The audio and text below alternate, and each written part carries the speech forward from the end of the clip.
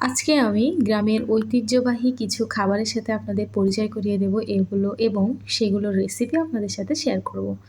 তো এই খাবারগুলো গ্রামের মানুষ অ্যাভেলেবল খেয়ে থাকে। গ্রামের বন বাদারে যেকোনো জায়গায় এই খাবারগুলো হয়ে থাকে। কিন্তু শহরের মানুষ কিন্তু এগুলো খুব কম পায়। বাজার থেকে অনেক বেশি টাকা দাম দিয়ে কিনে নিয়ে এসে তারপরে খায়। তো সেগুলো ছিল হলো ডুমুর, যেটা গ্রামের মানুষ অ্যাভেলেবল পেয়ে থাকে। বাট শহরের মানুষ অনেকেই পছন্দ করে কিন্তু পায় না।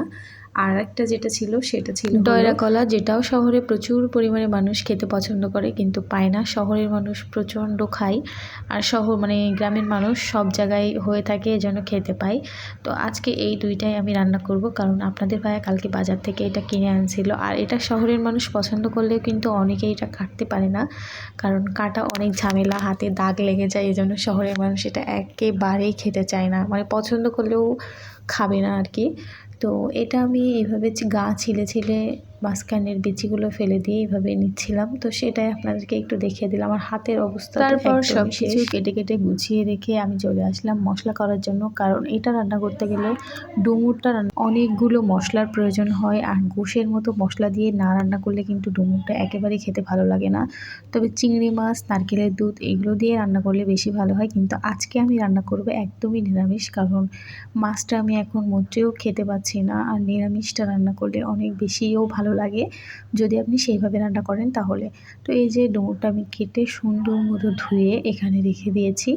আর আপনাদেরকে সুন্দর করে দেখাচ্ছিলাম যে আসলে কত সুন্দর দেখা যাচ্ছে। ডয়রা কলার ডাল, এখানে আলু কেটে নিয়েছি, ঝাল আর সব মশলা আমি করে নিয়েছিলাম।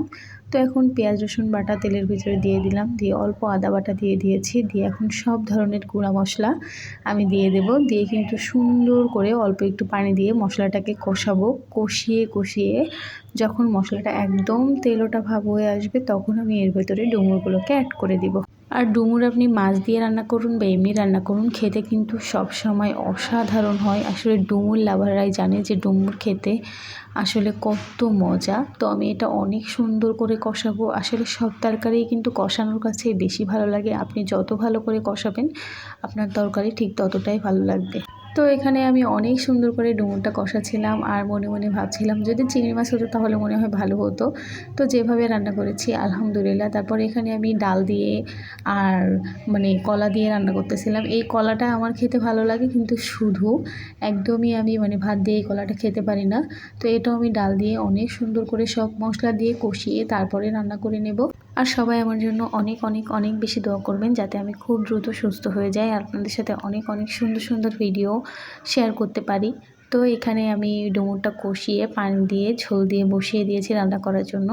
আর কলাটাও এদিকে কষানো প্রায় শেষ। তো এটার ভেতরে আমি পানি দিয়ে সুন্দর করে রান্না করতে বসিয়ে দেব। তো আমার রান্নার রেসিপিটা আপনাদের কেমন লাগলো অবশ্যই কিন্তু কমেন্ট করে জানাবেন। আর রান্নাটা যদি ভালো লাগে তাহলে কিন্তু লাইক, কমেন্ট, শেয়ার অবশ্যই করবেন। তো সবাই ভালো থাকবেন, সুস্থ থাকবেন।